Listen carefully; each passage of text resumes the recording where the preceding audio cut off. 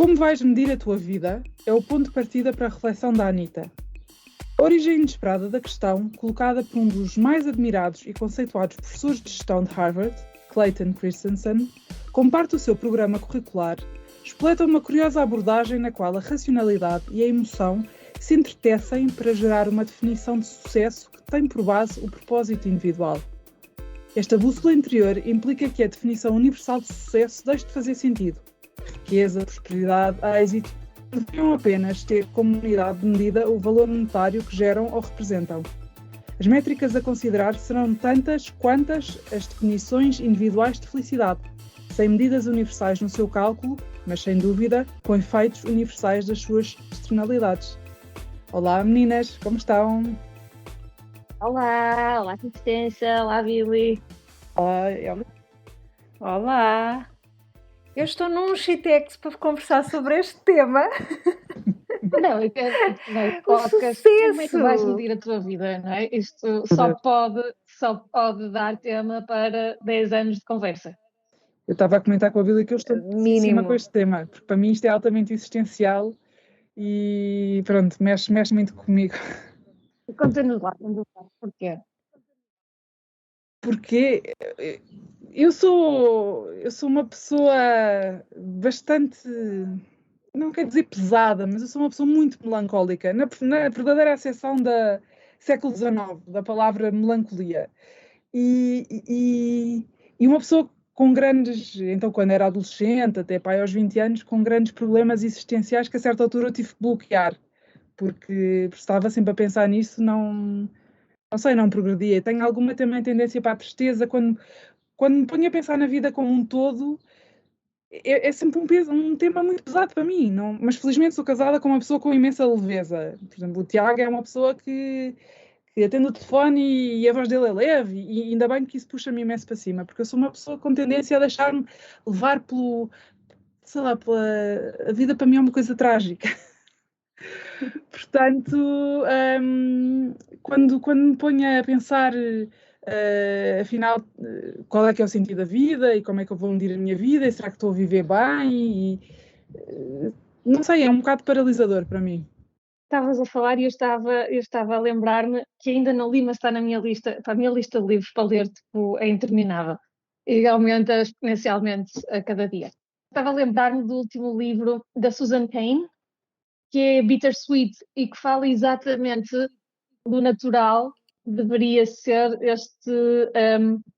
mesmo a melancolia, sabes? E esta forma como como algumas pessoas, e não necessariamente todas, mas como vamos buscar não sei se pode usar o termo energia, mas, por exemplo, as músicas mais tristes, como isso nos move, como as emoções, e estas emoções mais com tristeza e com melancolia, são saudáveis, não é? E são naturais, e são normais. E estavas a falar e eu estava a pensar no livro dela e achei que era era uma boa recomendação para depois daqui a uns tempos falarmos sobre isso. Eu sou essa pessoa.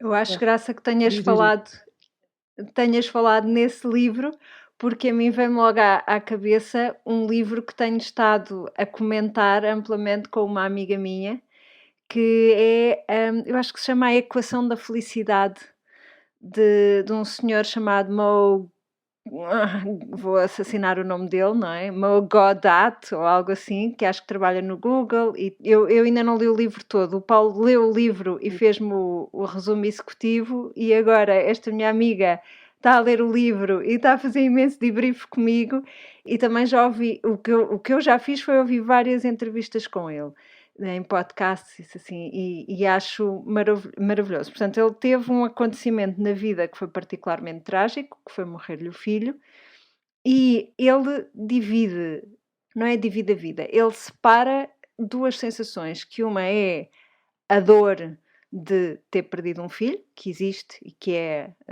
relevante, não é? E que vai lá estar, e a coisa de ficar a sofrer agarrado a isso. E eu achei isso absolutamente maravilhoso, porque ele, no livro, depois propõe a sua equação da felicidade, mas basicamente a felicidade é uma coisa que não cai do céu, não é? É uma coisa que se constrói, portanto é o abandonar, é o sentir a dor, mas abandonar a parte do sofrimento. Decidir conscientemente que vou abandonar a parte do sofrimento, apesar de estar a sentir a dor, e o que é que eu faço com isso? E estas conversas todas fizeram-me pensar imenso, imenso, imenso no como é que eu defino o sucesso. E eu fiz, pá, eu quando estava a falar com ela, nós trocamos notas de áudio, tipo podcasts no WhatsApp, que depois vamos ouvindo ou quando estamos a correr ou assim.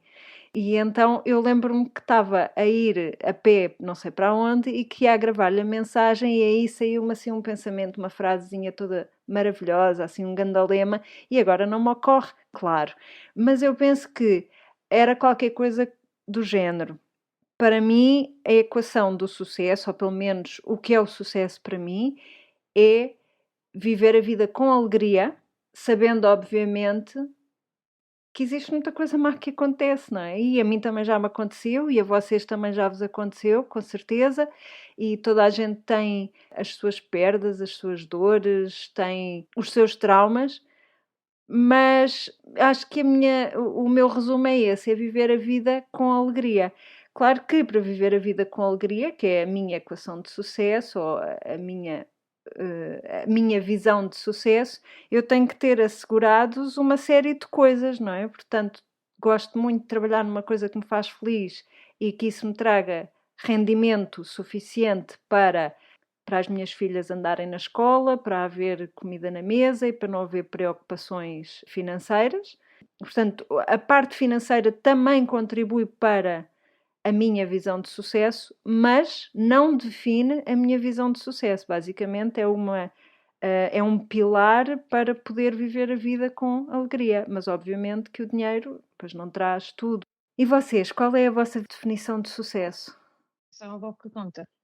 Desde a última conversa que nós tivemos sobre o Aristóteles, não sei se lembram, e da ética, do livro da ética dele, eu tenho andado a fazer exercícios à volta do propósito e à volta desta questão, ao ler o artigo do Clayton Christensen, em que ele, sendo um professor de gestão, ou era um professor de gestão mega conceituado, ele criou escreveu à volta e desenvolveu uma série de trabalho à volta do Innovator's Dilemma, da inovação disruptiva, mas que nas aulas que dava em Harvard colocava aos alunos dele esta questão de como é que eles iam medir a vida deles e em que tinha por base o propósito, tinha por base o propósito pessoal de cada um deles e como isso depois influenciava tudo o que eles faziam, obviamente também até o estilo de gestão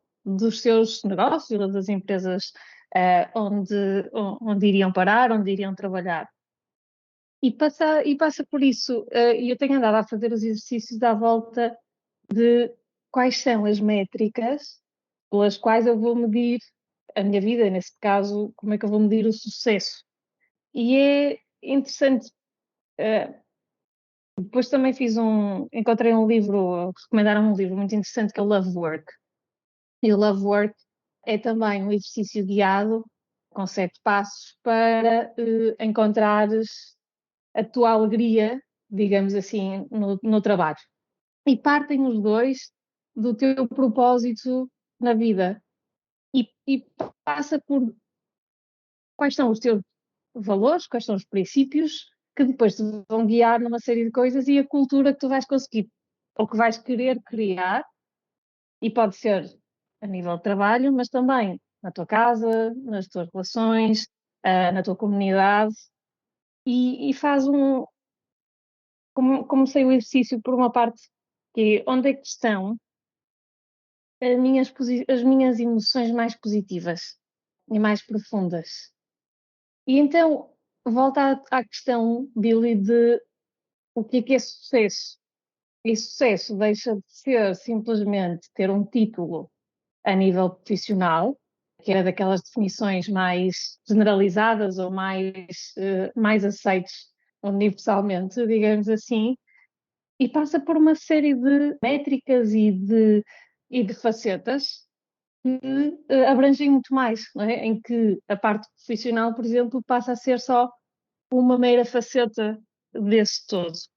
E tem sido isso, não é? Onde é que tu vais buscar este preenchimento, esta realização, e que também vai mudando ao longo da vida, não é? Mas que, de alguma forma, e voltando ao Clayton Christensen, volta àquele teu propósito de vida, que marca é que tu queres deixar, mas não só em ti, mas naquilo que te rodeia. E para mim passa a ser muito mais, e eu ainda ando às voltas com a definição mais bonita e mais clara do meu propósito, mas anda muito à volta de unlocking value, criar valor e de ajudar a libertar ou a criar valor à minha volta, ok? E pode passar por ser assegurar que crio filhos que são felizes e que são realizados e que são boas pessoas, e pode passar por ter um impacto positivo na minha comunidade, nas várias comunidades onde eu vou estando em contato, mas sempre com esta ideia de criação de valor. E isto é absolutamente pessoal e em primeira mão, aqui revelado, mas anda muito à volta de ter uma história, construir quase uma narrativa, mas que não é de ficção, não é? Quando chegar ao final da minha vida, ter uma história que me apetece contar e que me apetece reviver. E isso tem uma série de expressões nessas várias facetas, nesses vários aspectos da minha vida, e não uma imagem de eu quero ser a pessoa com mais dinheiro ou com mais sucesso profissional ou com. Não é? Eu tenho uma estátua não sei onde. Olha, aqui uma estátua da Ellie também não era mal. Depende da perspectiva, depende da perspectiva.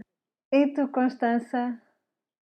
Olha, eu vou pegar em ideias que vocês as duas afloraram.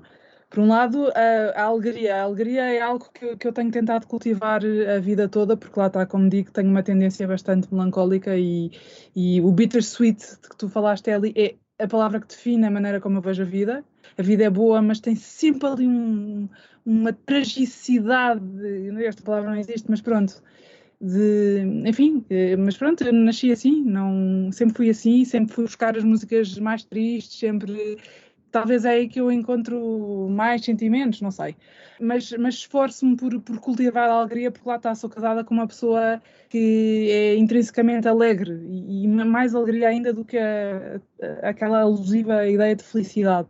E em relação ao propósito de que tu falaste, Ellie, a própria ideia do propósito é uma ideia muito ativa e eu acho que nós vivemos, não sei se é o mundo agora, se sempre foi assim, há uma tendência um bocadinho para a pessoa se deixar levar pela vida, não é? Ser apenas reativo.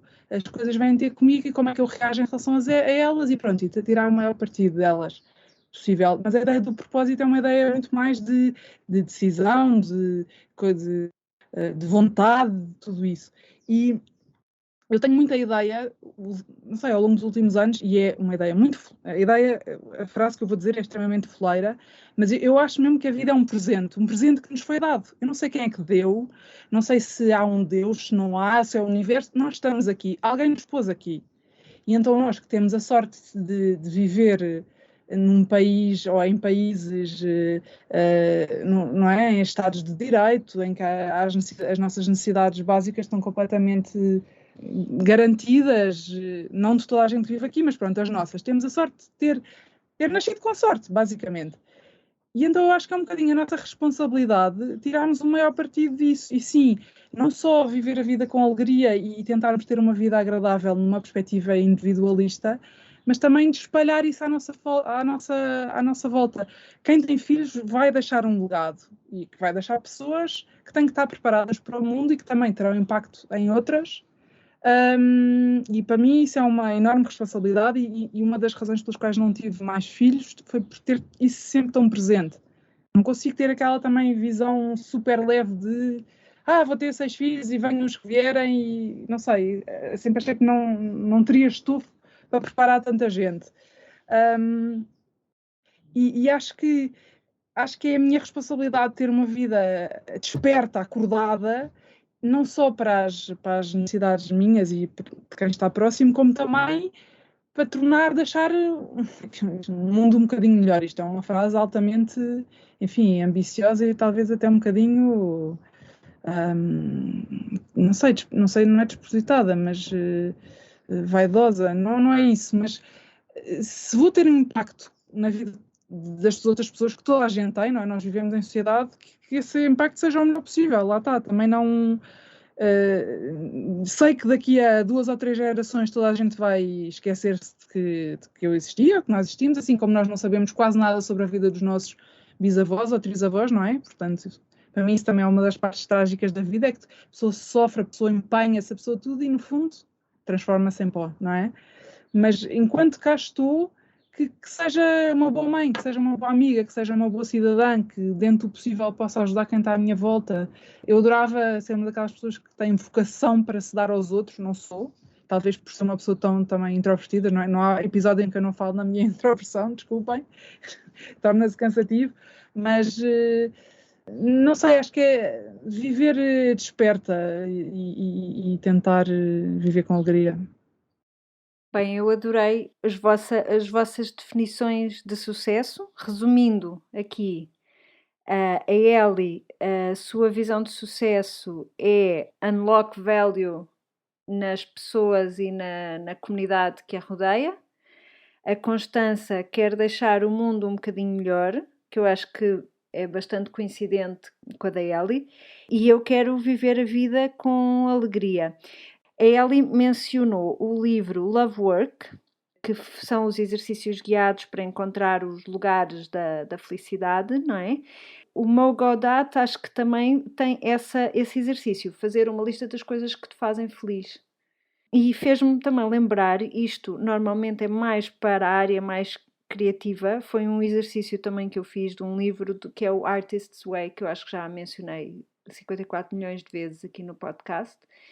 E basicamente é um livro / curso de 12 semanas, em que há uma série de exercícios que se destinam precisamente a isso, a encontrar a alegria. A visão da autora é que todos somos criativos, basicamente é como se fosse um rio que fluísse e nós só temos que estar abertos para receber essa abundância de criatividade. E ela fala também numa antena de rádio. Precisamos de sintonizar a nossa antena para captar essa criatividade, porque muitas vezes estamos tão fechados e com tanto medo e com, enfim, montes de bloqueios próprios que nos achamos pouco criativos e não estamos tão abertos a essa parte da vida. Portanto, eu recomendo o Artist's Way a toda a gente, inclusivamente a quem não está em profissões criativas. Depois, a outra ligação que eu fiz aqui em associação de ideias, quando a Constança estava a dizer que quem tem filhos vai deixar um legado, eu pensei que quem tem um negócio, se calhar não vai deixar um legado para a próxima geração, se calhar não, mas neste momento tem um legado, tem uma responsabilidade na comunidade que serve, na comunidade que a rodeia e que vai um bocadinho também tocar nos pontos que vocês mencionaram, que por um lado tem influência. Não estou a dizer que quem tem um negócio tem que fazer todas estas coisas, mas tem influência nas pessoas que consigo trabalham, sejam fornecedores, sejam colaboradores, e que, portanto, de alguma forma será uma pessoa com mais impacto se conseguir fazer precisamente isso, unlock the value, conseguir levar as pessoas que a rodeiam, seja a família, seja os filhos, seja os fornecedores, sejam os colaboradores, conseguir nessas pessoas ir buscar o melhor que elas têm, criar um ambiente propício a isso, criar um ambiente de trabalho, um projeto, responsabilizar. Por outro lado, também é responsabilidade de todos nós, inclusivamente e obviamente das empresas, sejam elas grandes empresas, eu acho que a responsabilidade é ainda maior, sendo pequenas empresas. Nós, em todas as decisões que tomamos, também temos que ter em conta essa ideia de deixar o mundo um bocadinho melhor. Claro que a nossa ação, se calhar, se circunscreve a um círculo um pouco mais reduzido, mas o facto de termos a preocupação de deixar o mundo um bocadinho melhor, seja o mundo, o planeta, seja a nossa comunidade um pouco mais apoiada, mais servida, com um serviço de qualidade, eu acho que isso tudo se inclui nesse propósito. Eu acho que quando nós conseguimos fazer essas coisas, portanto, ir tocar nas várias facetas da nossa vida, portanto, aquilo que a Ellie dizia, a parte do sucesso financeiro é uma faceta a parte de impactar a nossa comunidade de forma positiva, servi-la melhor, apoiá-la melhor, é outra faceta viver com alegria é feito disto tudo. Viver com mais leveza. Bom, mas, enfim, isto às tantas é um projeto tão grande e tão megalómano que a pessoa pode desistir e pensar, ai meu Deus, como é que eu faço tudo isso para chegar lá a viver com alegria? Não sei, acho que aí é um percurso mesmo muito introspectivo e individual, não é? De encontrar aquilo que para nós é mais importante. E daí a lista da felicidade do Mo Godot, que eu acho muito engraçado, que é essa coisa de senta-te e pensa em 10 coisas que te fazem feliz. E depois falas mais vezes. Sim, isso eu acho. O exercício pode ser assustador, não é? Pela sua dimensão, pela proporção que à partida pode assumir. Eu estou fascinada com este livro mesmo, com o Love Work, porque ele combina de uma forma muito, muito passo a passo, de uma forma muito acessível, este exercício em que eles são 7 passos, ok? Eu estou no passo 4 neste momento. Passa por te ajudar e dando uma série de exemplos para ires definindo o que começa por ser aquilo que é o teu big why, não é? O teu propósito, mas que depois te dá quase um framework, uma estrutura que vai guiar uma série de decisões, uma série de passos que vais dando e que toca nesses pontos todos que estavas a falar, mas de uma forma em que tu, ao fazeres passo a passo, não sentes que o exercício é demasiado disperso, é demasiado grande e que não o consegues capturar numa folha de papel. E eu fiz o primeiro passo, que era o Find Your Fuel, né? Encontra o teu propósito, e ele começa dirigido, no limite ele depois é dirigido para as tuas decisões a nível profissional, mas ele vai muito mais a fundo e vai pegando no que é, então, aquilo que te guia, os princípios que te guiam internamente e que depois tu encontras o paralelo nas decisões que vais tomando a nível profissional. E então passa por aqui de onde é que, porque eu trabalho, não é? O que é que eu retiro do trabalho? Em que situações é que eu me senti mais realizado? Onde é que eu encontro propósito? Onde é que eu encontro relevância? Onde é que eu encontro significância? Onde é que eu encontro valor? Onde é que eu posso acrescentar valor? E depois faz passo a passo cada um desses exercícios e depois tu vês a ti próprio, não é? O que é o teu propósito, os teus valores, as tuas forças, onde é que tu queres encontrar, onde é que tu queres inovar, onde é que tu queres aprender, onde é que tu encontras o teu bem-estar, uma série de métricas aqui, mas depois também faz em relação aos outros, que tipo de relações, que tipo de pessoas e com que tipo de equipa ou que tipo de comunidade, que tipo de liderança é que tu vais ter também. E em relação ao negócio, eu acho esse exercício extremamente útil, é isso, porque tenta conciliar aquilo que normalmente nós não é? Nós assumimos uma escolha profissional, uma carreira profissional, uma série de opções profissionais, às vezes quase de forma independente, e depois há esse quase um desfazamento entre os dois campos da nossa vida, não é? E aqui não, e aqui é encontrar a forma como o que tu és, não é? No teu interior, no teu íntimo, encontra expressão também nessa faceta do lado profissional. Isto, eu estava aqui a pensar que a pessoa necessariamente, mesmo que seja muito fiel a si própria e muito íntegra e muito intuitiva e tudo isso, tem sempre que se lembrar que todos os dias tudo aquilo que faz terá impacto nos outros. Eu agora estava a pensar em grandes empresas, vocês falaram nisso, em pequenas empresas. Às vezes penso se o capitalismo não será um bocadinho. Será que o capitalismo vai contra a ideia de podermos deixar um mundo melhor? Porque, no fundo, eu estou agora a pensar, por exemplo, aqui à nossa volta, nós estamos aqui a viver uma situação dramática que é a necessidade de energias renováveis, só que até nas energias renováveis há um capitalismo feroz e querem nos pôr aqui uns moinhos gigantescos, aqui mesmo onde nós vivemos, imensos, aqui. Nós já temos moinhos daqueles de vento que se vêem em muitos sítios, que não são uma coisa especialmente bonita, mas pronto, estes são o triplo do tamanho. E vai ter um impacto gigantesco na vida natural, porque vai dar cabo de imensas espécies animais, desde pássaros a pequenos insetos, a tudo. Vai ter um impacto enorme na nossa vida, porque não só nos vai estragar o campo visualmente, como vai fazer imenso barulho. Bem, mas ao mesmo tempo as energias renováveis são necessárias, mas podem ser feitas de outra maneira, quer dizer, não é preto ou branco, não é? Pode haver ideias de tornar as aldeias autossustentáveis e placas solares e coisas menos intrusivas, enfim, já me estou a dispersar bastante, mas isto só para dizer que para mim isto é um drama constante na minha vida, ok, eu quero ter uma vida agradável, eu quero ter uma vida, quero ter independência financeira, isso tudo. Por outro lado, eu tenho que me lembrar que tudo o que eu faço todos os dias tem impacto na vida das outras pessoas e no mundo que vou deixar.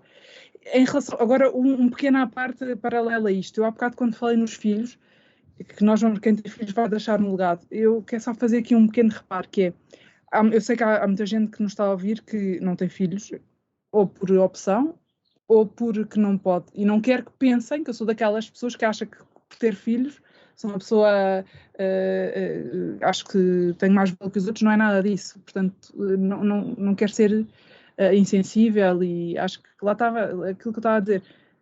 Tudo o que faças todos os dias vai ter impacto na tua felicidade, na felicidade das pessoas e na maneira como vais medir a tua vida. E esta ideia de medir como vais medir a tua vida parece que é uma ideia só para o futuro, quando estás às portas da morte ou quando tens um diagnóstico de uma doença ou tudo e olhas para trás.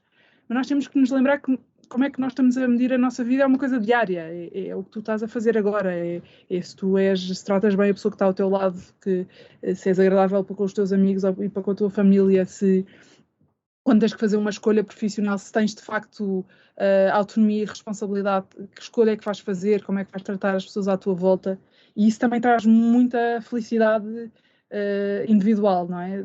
Eu acho que se a pessoa entra numa perspectiva muito hedonista e muito individualista, eu quero ser feliz, eu vou procurar a minha alegria, eu vou procurar o meu sentido, depois acaba por não ser porque ao ter impacto negativo nos outros, quer dizer, eu sei que as pessoas são todas diferentes e há pessoas com valores muito diferentes dos nossos, mas não sei se há pessoas que terão isto presente. Agora, outra coisa, quando tinha pai 15 anos, tinha a ideia de que no fim da vida havia um juízo final. Não estou a dizer que era um Deus do Antigo Testamento, assim, muito mauzão, não é isso, mas que no fundo tu ias ser um bocadinho obrigado a pensar o que é que fizeste na tua vida e será que eu me portei bem ou não.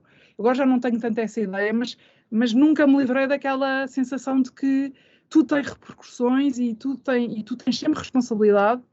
E lá está, por isso é que para mim a vida é uma coisa tão pesada e tão trágica, porque nunca me consigo livrar deste peso sobre os meus ombros. Não sei o que é que vocês têm a dizer em relação a isto. Sobre o peso nos ombros, posso-te dizer que eu acho que eu também era bastante assim, sobretudo para aí na minha década dos 20, e muitos anos de terapia mais tarde. Muitos anos de terapia e muitas coisas da vida a acontecer e coisas verdadeiramente trágicas, porque, pronto, vocês sabem, e aqui só rapidamente para quem nos ouve e talvez não saiba, a mim também me aconteceu a mesma coisa que aconteceu ao meu Godot, que foi morrer um filho. E não é uma coisa que eu acho que me defina. E não é uma coisa à qual eu me queira agarrar do género para justificar o que quer que venha a acontecer na minha vida. Pelo contrário, é uma coisa que me aconteceu. Eu senti, mesmo quando aconteceu, eu senti logo muito claramente, naquele momento era uma dor insuportável e particularmente dura de suportar, não é? Uma dor dura de sentir todos os dias até que começa a acalmar com muita ajuda, com muita terapia, etc, etc.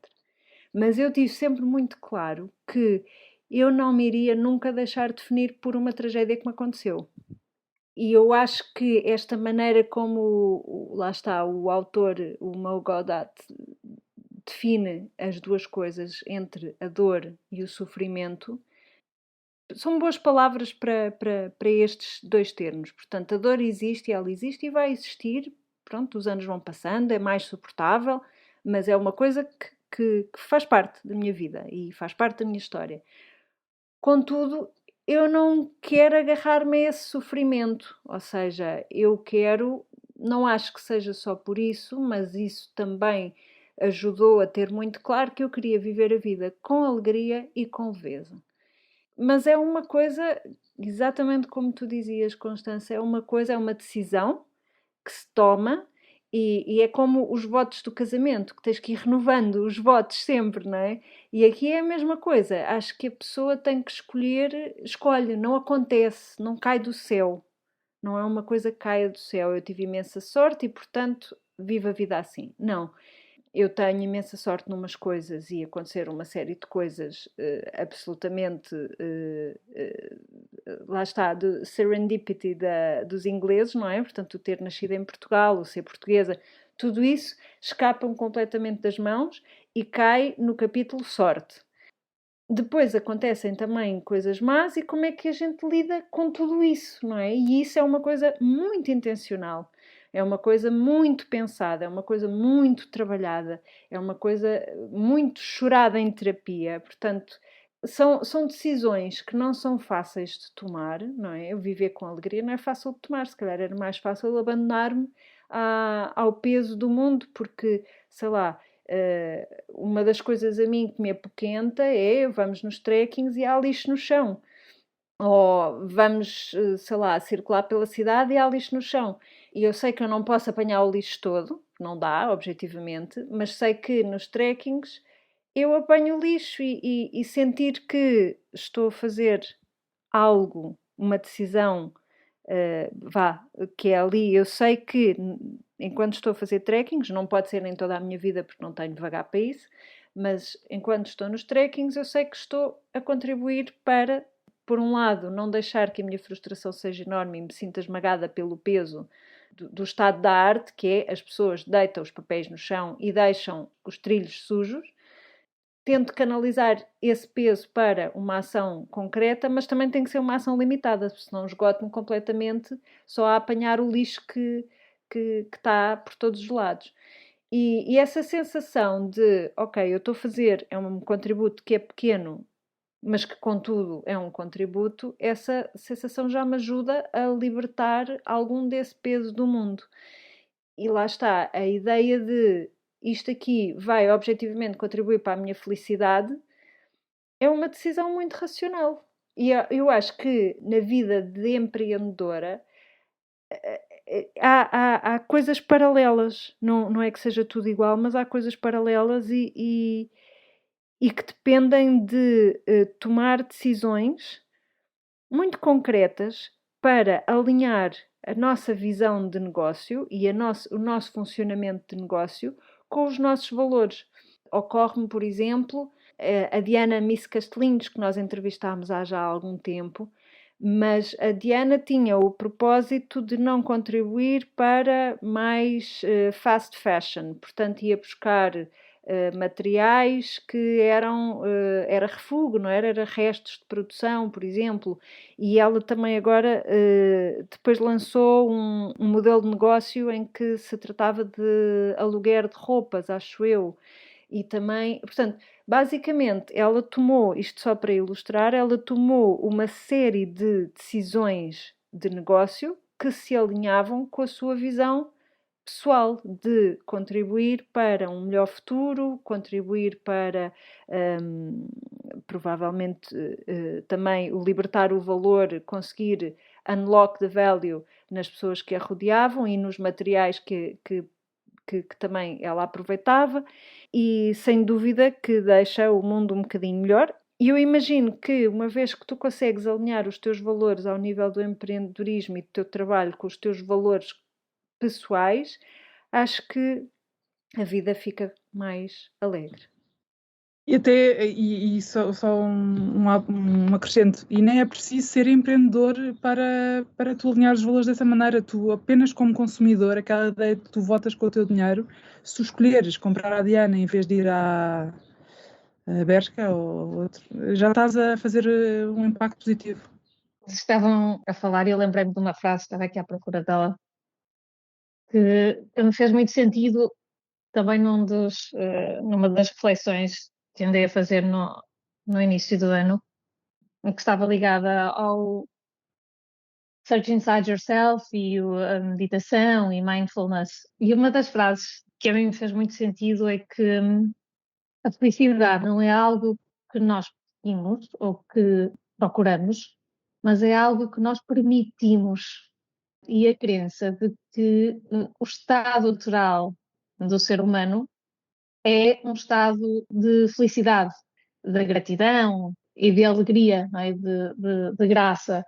E todo o exercício, o livro e a reflexão anda à volta de como é que nós aceitamos isso, como é que nós processamos as emoções e aceitamos, e depois liga ao bittersweet e à reflexão e ao papel que a tristeza, a melancolia, o mais trágico da nossa vida também tem um papel, porque é o eterno jogo da luz e da sombra, não é? Do lado negro, do lado e da luz que emerge daí, portanto, sem este lado de tristeza, sem este lado de melancolia, sem este lado de tragédia, o que quer que seja, não temos impulso, não temos incentivo à ação e à felicidade e ao lado da luz. E então esta frase para mim é muito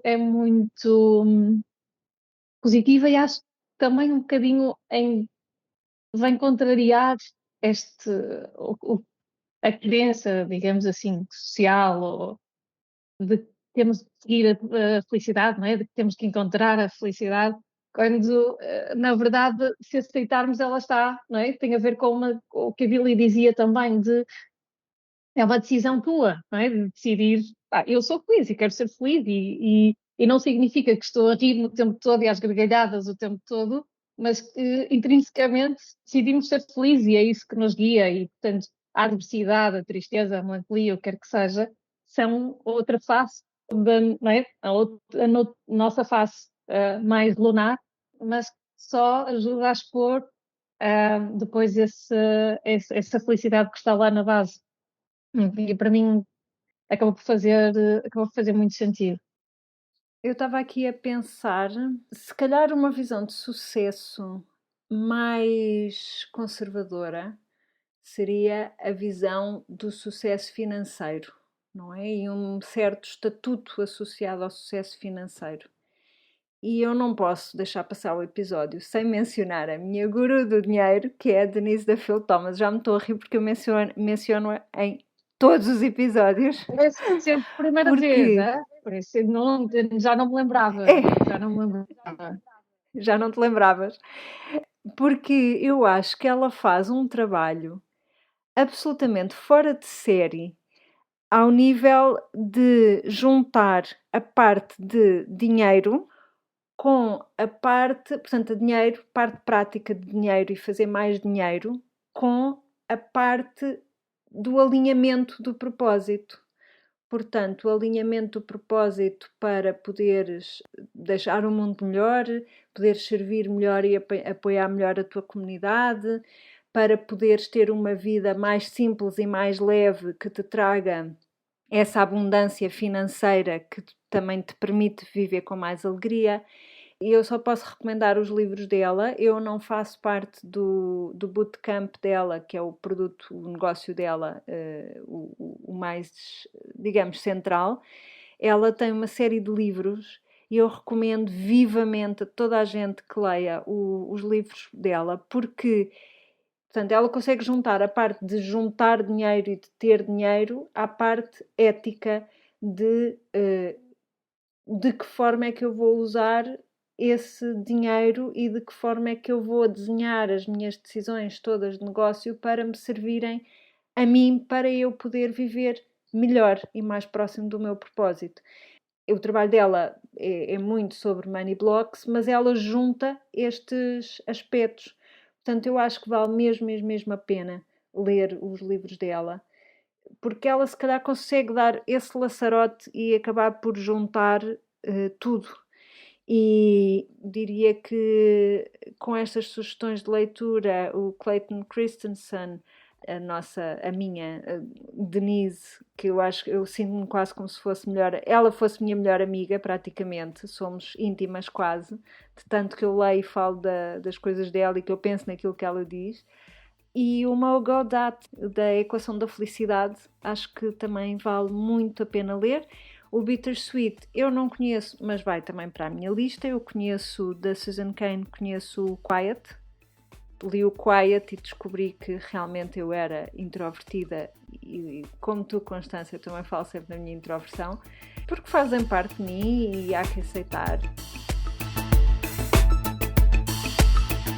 Bem, posto isto, dos milhões de definições de sucesso possíveis, eu acho que a grande mensagem que gostava de retirar desta nossa conversa, muito resumida, é que efetivamente é importante quebrar ou é importante deixar-nos de estar agarrados àquilo que são definições universais e métricas universais de sucesso e ter o espaço e eu acho que acima de tudo se calhar a coragem de olharmos para o nosso interior e para vermos aquilo que é a nossa definição de sucesso individual, sem medo de julgamentos, sem medo de pressões sociais, mas aquela que vai ajudar-nos a libertar ou a expor a nossa felicidade interior.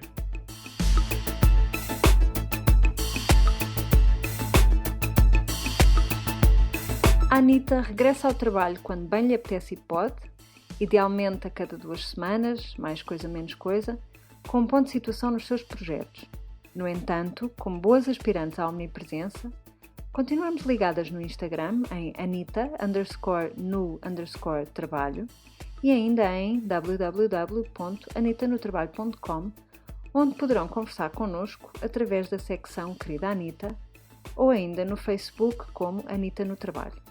Para consultas mais específicas, a Anita está disponível para sessões individuais com a sua comunidade em anitanotrabalho.com/consultório. Anita no Trabalho é um podcast produzido por Ana Isabel Ramos, designer, ilustradora e knitwear designer em airdesignstudio.com e no Instagram como air_billy, por Eliana Soares, marketeer e estratega em nautil.net e no Instagram como Alice_in Wonderland, e a participação especial de Constança Cabral no Instagram como Constança Cabral. Até breve, meninas. Adorei falar convosco. Até breve. Até breve e obrigada por mais um convite para conversar convosco. Absolutamente recíproco.